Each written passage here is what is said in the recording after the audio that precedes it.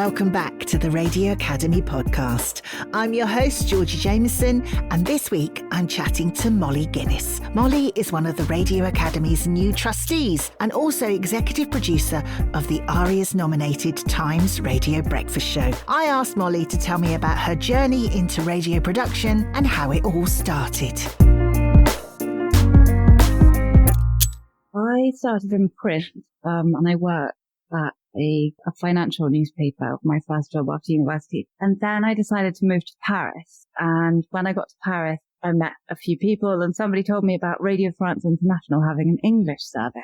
And I went there and luckily it was so kind of small and I don't want to say tin pot, but I'm going to say tin pot, that they let me in. I didn't really know what I was doing. And it was such a great place to start because it was full of like wonderful kind of eccentric people. You could do everything. So like, you know, I was able to kind of make packages and edit programs and make programs and present programs quite badly and make lots of mistakes and have a great time. And so it was really fun.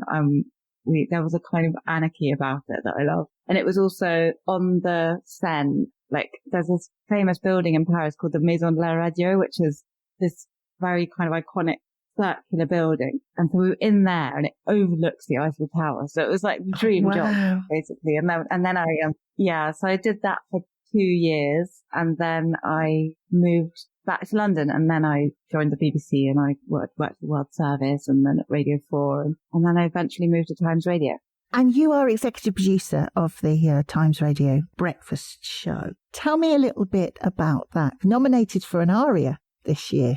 Yes, it's such a fun job. It's such a fun team. So Stig and Asma are the presenters and they are just a joy to work with. Because I actually think as a radio producer, it's quite rare to find presenters who are kind of really, really good on air, but also take production with kind of, you know, they're happy to be properly produced and they're just such fun. You know, I love hanging out with them. And there's a really amazing team led by Hussein Husseini, who's got like years and years of radio experience. Yeah, we all just kind of follow in his footsteps and try to be like him. It's a 4-hour program, so it's a lot of work to kind of fill it every day. So we have a panel of 2 guests, 9 o'clock to 9:30. But yeah, the rest of it's kind of booked the day before or that morning. And I love it, you know, when there's news breaking and you have to kind of throw everything up in the air and start again with your running order. That's the excitement of live radio, isn't it? When something happens and you do chuck the running order out the window, don't you? And just run with it. Yeah. There's nothing quite like it. It is amazing. I remember the day that the war started in Ukraine and I got into my taxi at 3 a.m. and I think the first kind of missiles hit Kyiv like 3:15. And so it was all just starting as we were kind of arriving at work and this sense of this momentous day was happening. And it was kind of, obviously it was so sad. And, you know, over the next weeks and months, we had told so many kind of tragic stories, but there was this kind of amazing sense of privilege that we were there to bring people that news that morning. And of course, when there's breaking news, you know, all the people who've got anything to do with that story answering their phones and they're keen to come on and they want to talk. It was a really amazing kind of day, that actually. It's a competitive market, breakfast radio. What do you believe sets the Times Radio Breakfast Show apart from other morning shows out there? I think the relationship between Stig and Asma is just a joy to listen to. And the way that we can kind of go from light to serious, but we try and do kind of quite spiky stories as much as we can. And I do think our panels are something I'm really proud of, actually. So we have William Hague and Kezia Dugdale every Tuesday, and then I try to kind of get just as many kind of interesting people the other days. We have Giles Corrin on a Wednesday, which is, you never know what he's going to say next. And that is kind of the joy of it. And, so yeah, it's kind of funny, I hope entertaining to listen to, but you are getting a really serious briefing on the news. John Witherow, the problem when politicians write in newspapers generally is that it is absolutely buttercatingly boring. It's terrible stuff, dreadful prose, sort of hammering a point that over and over again. That wasn't the case with this one. This is a genuinely interesting work that's got everyone talking. What would you have made of it if you'd been editing the paper? Well, I've been delighted to publish it. I mean, you can't accuse Suella Braverman of being boring. We will remove Hamas from office. We will remove them from power. And in so doing, we're saving Gaza from this terrible Hamas regime that's been there for 16 years. And what have they brought the Palestinians of Gaza? Impoverishment, pain, suffering, bloodshed. Surely the people of Gaza deserve a better government than the one they've currently got. But to get the better government, you're going to cause pain, impoverishment, and bloodshed. People are dying, buildings are being razed. That's the problem, isn't it? That you might be going after Hamas, but you're harming other people. And we talk about that all the time with you, Mark. I understand your argument about collateral damage, but the point is what the UN is saying, what many observers say, it is disproportionate. You want to go after Hamas, that's understandable. Too many people are dying in your attempt to do so. You know, the thing about Rishi is he's like a boy band member on Auto-Tune, isn't he? He's got the looks, he's got the suit, he's got the background, he's got the money. He fits all the demographic, but he was very politically naive. And these people, I think they've seized him and they've captured him. Now, Rob Hutton is a sketch writer who's lucky enough to have read the whole damn thing, and he joins us now. Morning to you. Good morning. Right, I've got this in front of me and I'm trying to find this bit where it did read a bit like fiction, and I don't mean that in a rude way. It was said the day was heavy. It was a November day. I'm going to try and find it. But anyway, can you first tell me what did you think of this book? This is a very, very bad book. What do you want the listeners to take away from it each morning? Well, I always say to my team, ideally, in an ideal program, you'd want them to laugh, cry, and get cross over the course of the morning. And I also think that you want, as you're kind of building the program, in every half hour, you want something that kind of sparkles, something that you're really looking forward to talking about, like a really good talking point, or an amazing, case study, as the ghastly term that we use, but, like a real person with a real thing that's happened to them. And I think if you can have a combination of kind of real people and subjects that get people talking and kind of politicians being held to account, then you're onto a winner. It is quite a hard balance though, isn't it? You're delivering news, you're delivering current affairs, but you want to be engaging. Like you say, you want to make people laugh as well as get angry and get cross or feel something about what's happening in the news. That's a tricky balance when you're trying to navigate finding a broader audience. Or are you trying to find a broad audience? I mean, I always assume everybody wants as many people to listen as possible, but... Yeah, we are trying to find a broad audience. And I think one place where, we often find humour is in the panel, because we don't get them on to kind of fight with each other. They generally get on really well with each other and they have a nice conversation, and, we'll choose kind of 3 or 4 talking points of the morning. And I hope that in one of them we can find some entertainment as well as kind of serious analysis. And then, often we just get loads of kind of entertaining messages from our listeners as we're going along as well. So people's experience of, I don't know, whether it's like trying to buy an electric car or whether it's realizing that they didn't read the instructions on their air fryer, or there's a lot of funny stuff that just comes in as we're going along. And sometimes you don't realize that you've sort of started something. And then like there was one morning which actually ended up being the date that they chose for the Arias. So I listened to this program like several times over, and it was, I think, Karamat bars had been discontinued, and people were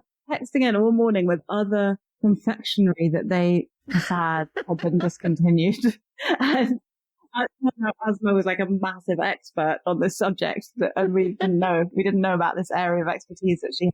So often stuff kind of comes up organically, and often it's in the audio that you find, it's so important to just think with every story, like, how can I enhance this? What audio can I use? Is it a clip of somebody saying something, or is it an old bit of archive or an ad from the 60s or whatever? Or sometimes music, if you use it well, and that's often where you find the good stuff. I don't know if you remember that Donald Trump had that thing about God made Trump.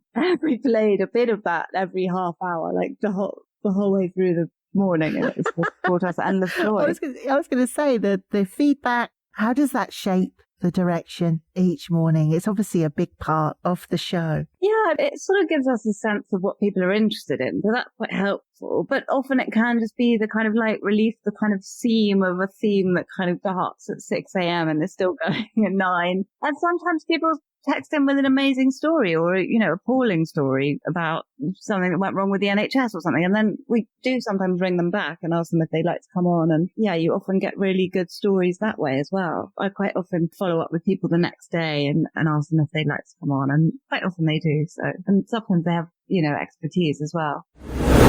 We've had our own letter this morning, an incredibly moving email from Steve Turner, which we want to read out in full because it's meant an awful lot to us when we've just had a quick look at it, hasn't it, Asma? And he sent this to us just a couple of minutes ago. Good morning. I've been in two minds if this warrants an email to you or not. My father and I would listen to Times Radio from the days of Callum's early breakfast through to Mariella each day. And when we spoke, we'd often reference bits from shows that best supported our own views. We'd often laugh at the handover from early to main breakfast, like the parents taking control from their cheeky kid. My dad was in London and very much dyed-in-the-wool Labour, whereas I live in New York and have always been much more centrist. As such, our political views would often differ, yet you all managed to provide a platform that we could both listen to and agree in parts. Such is the balance that I think you managed to achieve with your content. My father loved Asma's sense of humour and would often call Stig a delightful curmudgeon. We both enjoyed Matt Chorley, even if my dad would often bemoan him as a typical Tory. We'll tell him that in a minute. My dad sadly passed away last Thursday, and I'll be honest and say I've struggled a bit to listen to you all, since I know I can't have the usual debates with my dad over the various shows and interviews. So I want to say thank you. Thank you for the content, the giggles and the sometimes tears on the topics you've covered. And thank you for giving me something that I've shared with my dad over the last couple or so years. Hard to convey how much it means when I think about all the things I'll miss about my father. So thanks, and a very Merry Christmas to you all, from Steve. It's demanding, breakfast radio. It's always the flagship show of the day for any station. It's the one that everybody looks to. It's the big gig. And you mentioned earlier, the taxi picks you up at 3 a.m. How do you keep that energy up to keep coming up with content every day, you and the producers, the whole team? Because it is exhausting, isn't it? It's not a natural time to get up in the morning, 3 o'clock. If you like live radio and then you get the breakfast show, anything else kind of feels like it would be a step down and it wouldn't be as fun. It's the pinnacle, isn't it? Everyone wants breakfast, but it's exhausting on you personally and your personal life. It must be. Everyone wants breakfast. There's this camaraderie as well at 3 a.m. and you get all the gossip and there's no one else around and you're having your first coffee of the day at 4 a.m. or sometimes you manage to hold out till 4:30 just to and sometimes the coffee machine's broken and you have to go around the building desperately trying to find a coffee machine that works. And it is just so fun. And you do always have that sense of impact with breakfast because it's the one that people listen to. And I'm actually on a break at the moment from breakfast because I'm having some chemotherapy because I had to have an operation in March to remove a tumour from my colon. And so that was the moment I was like, I can't carry on getting up at 3 a.m. So sadly, and it really is sad, I think my days of outputting breakfast are over, which I wouldn't have chosen, but I'll still keep doing live radio and my body kind of made the decision for me. But it's definitely the best program of the day and it's one you can kind of shape. With the news, you either get the first bite of the news or you have a bit of time to come up with a creative treatment or a really good case study or something kind of special to take a story into the next day. And you don't really have that lunchtime, afternoon time news program thing of let's just get it. We need someone on air, just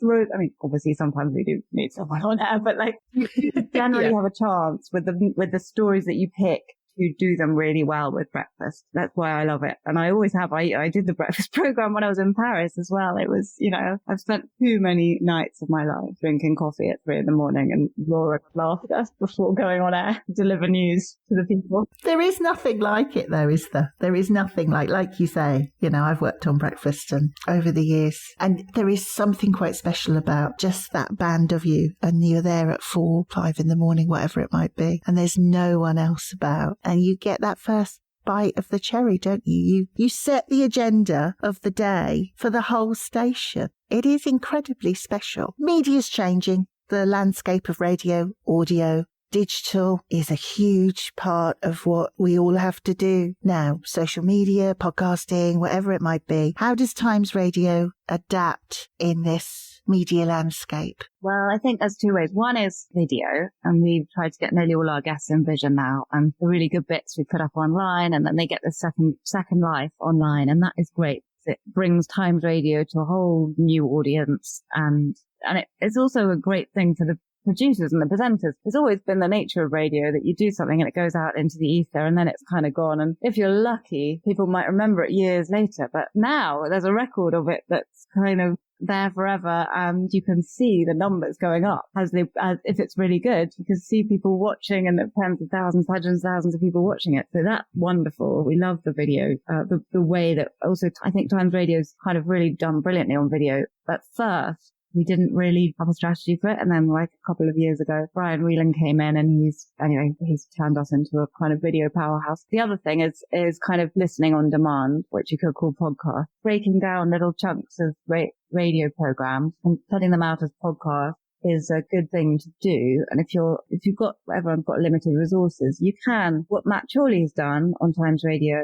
is he's got this podcast called How to Win an Election, which goes out live from 10:15 till 11 on Tuesdays. And it's got Peter Mandelson, Polly Mackenzie and Daniel Finkelstein. They do have to do a few edits, but basically they are putting out a live podcast and then repackaging it for podcast. And we do that on breakfast with our panel. So from 9:05 to 9:30, that goes out as a 25-minute podcast now. So I think that is another way of kind of building more audience all the time and hopefully getting something that is a thing that people can send on to their friends and share. And just keep trying to reach more and more people that way. It's all about repackaging that content. That is the big thing now. If you've got a good piece of content, you need to find 4, maybe 5 different ways of packaging that and putting it out there. I want to ask you about your role as a trustee of the Radio Academy, because that's quite a recent appointment, isn't it? Yes, 20th of February, I think it was. What responsibilities do you hold as a trustee? Tell me a little bit about the role. Well, I'm still finding out. I've only done one trustee meeting so far, and I was really impressed by the way that everything's being run. The Radio Academy runs the Arias and the Radio Festival and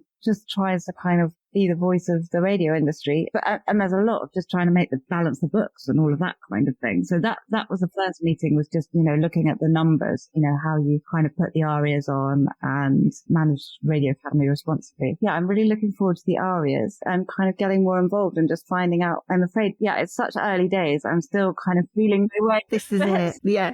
What made you want to do it? Well, 2 things. One is I've just always loved radio. Like, it's just always been my thing. And I love getting young people into radio and helping them find a way to make it a career if they want to. And I felt this would be a good way of doing that on a bigger scale, because I've often kind of brought people into Times Radio, tried to be either an official or an unofficial mentor. And it was kind of, that was one of my motivations. And also, I guess, just trying to help make the Arias extra fun next year. Yeah. Watch this space.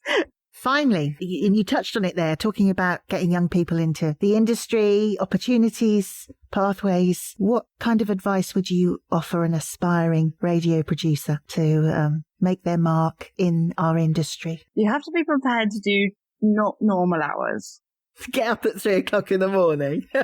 Once you've made your peace with that, my advice, just read and listen, and take an interest and be kind of amazed by things and allow yourself to be astonished by things and taken up by people's stories. And that's really it. We've got this great privilege of deciding what's interesting each day. And so basically you never have to be bored doing radio, but you have to have the capacity to take an interest in people and lots of different subjects. Molly, it's been a pleasure. Thank you so much. If people would like to find out more about you and Times Radio and what you're up to, how can they find you? Well, Times Radio is on the internet and also on your smart speaker, and there's an app you can download to listen to Times Radio, which I would very much recommend. And we're on Twitter and on YouTube and we're on all the platforms, so you can find us that way.